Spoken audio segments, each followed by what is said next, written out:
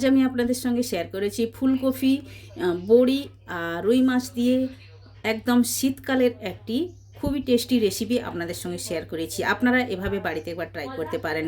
তাহলে চলুন দেখে নেওয়া যাক কেমনভাবে আমি বানিয়েছি ফুলকপি, বড়ি আর রুই মাছের ঝোল রেসিপি।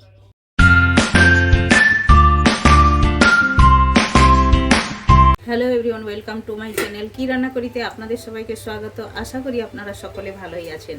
তো এখন শীতের দিনে ফুলকপি একদম বাজারে খুবই ভালোভাবে পাওয়া যাচ্ছে। আপনারা ফুলকপি দিয়ে, রুই মাছ দিয়ে, বড়ি দিয়ে মাছের ঝোলের রেসিপিটা বানাতে পারেন। তো আমি আজকে আপনাদের সঙ্গে শেয়ার করব রুই মাছ দিয়ে, ফুলকপি দিয়ে আর বড়ি দিয়ে মাছের ঝোলের রেসিপি।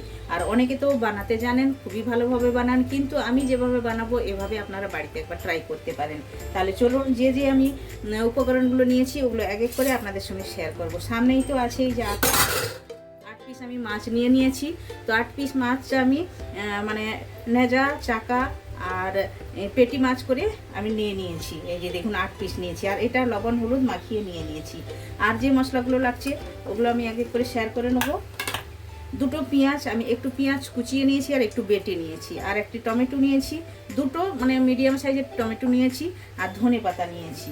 আর শুকনো মশলার মধ্যে লাগছে আধা চামচ হলুদ গুঁড়ো, 1 চামচ লাল লঙ্কার গুঁড়ি, 1 চামচ ধনে গুঁড়ি, আধা চামচ জিরে গুঁড়ি, একটি তেজপাতা, আর এটা গরম মশলা এটা লাগছে। আর ফুলকপি বড়িটাও আমি নিয়েছি, আর ওইটা আমি অলরেডি ভেজে নিয়েছি। এই যে দেখুন বড়িটাও আমি ভেজে নিয়েছি, ফুলকপিটাও ভেজে নিয়েছি। ফুলকপিটা আমি 400 গ্রামের মতো নিয়েছি, আর বড়ি হিসাব মতো আপনারা যেমন খাবেন ওই হিসাবে দিবেন। তো এখন আমি মাছটা ভেজে নেবো। তাহলে গ্যাসের কাছে যাওয়া যাক। তো কড়াইটা আমার উনানে বসানোই ছিল, আর তেলও দেওয়া ছিল। তেলটাও আমার গরম হয়ে গেছে। এখন তেলটা ভালোভাবে সব সাইডে লাগিয়ে দেবো। এখন মাছগুলো আমি ভেজে নেবো এক এক করে।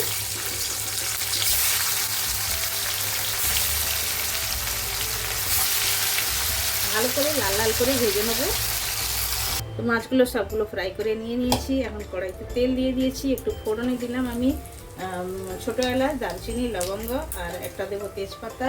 একটু ভালো করে এটা কষিয়ে নেব, খুবই সুন্দর একটা খুশবু আসা পর্যন্ত কষিয়ে নেব। তো দেখুন ভালোভাবে গরম মশলাটা ভাজা হয়ে গেছে। এখন দিয়ে দেবো কুচনো পেঁয়াজ। কুচনো পেঁয়াজটা একটু হালকা ব্রাউন করব। পেঁয়াজটা তাড়াতাড়ি ভাজা হওয়ার জন্য আমি স্বাদ মতো লবণটা অ্যাড করে দেবো, তাহলে পেঁয়াজটা তাড়াতাড়ি ভাজা হবে। আমি লবণটা একবারেই দিয়ে দিলাম, এরপরে আর দেবো না। একটু হালকা ভাজা হওয়ার পরে তারপরে যে পেঁয়াজটা আমি পেস্ট করে রেখেছি ওটাও আমি অ্যাড করব। তো এখন আমি পেঁয়াজের পেস্টটা দিয়ে দিলাম। পেঁয়াজের পেস্টটাও দিয়ে ভালো করে আমি কষিয়ে নেব।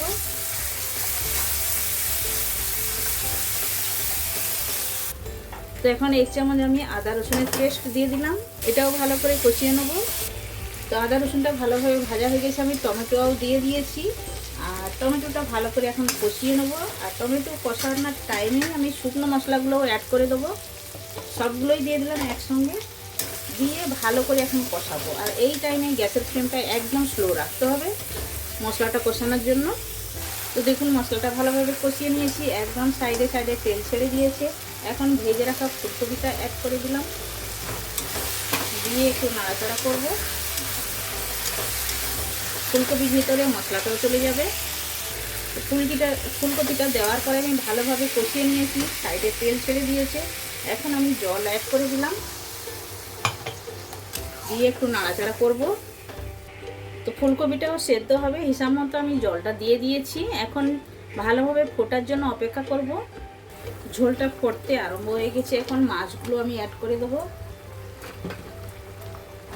মাছগুলো দিয়ে দিলাম, নাড়াচাড়া করে দেবো। আর যে বড়িগুলো ভেজে রেখেছি বড়িগুলোও অ্যাড করে দিলাম,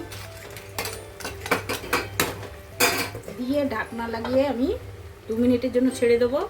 মাছের ঝোলটা একদম রেডি হয়ে গেছে। এখন উপর থেকে ধনে পাতা দিয়ে দেবো, এভাবেই দিয়ে একটু স্ট্যান্ডিং টাইমে রাখবো। তারপরে আমি প্লেটিং করে আপনাদেরকে দেখাচ্ছি।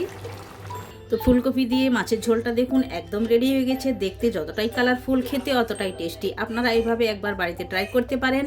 আর খুবই টেস্টি একটি রেসিপি। এটা গরম গরম ভাতের সঙ্গে একদম জমে যাবে। আপনারা একবার বানান, খান। কমেন্ট সেকশনে গিয়ে কমেন্ট করে আমায় বলুন আপনাদের এই রেসিপিটা কেমন লেগেছে। ভালো লেগে থাকলে লাইক, শেয়ার, কমেন্ট করবেন। যারা এখনো পর্যন্ত চ্যানেলটি সাবস্ক্রাইব করেননি, প্লিজ চ্যানেলটি সাবস্ক্রাইব করে নেবেন। বেল আইকন অবশ্যই প্রেস করবেন, তাহলে নিত্য নতুন রেসিপি আপনারা সঙ্গে সঙ্গে দেখতে পাবেন। আবার দেখা আছে নতুন কোনো রেসিপির সঙ্গে। সবাই ভালো থাকবেন, সুস্থ থাকবেন।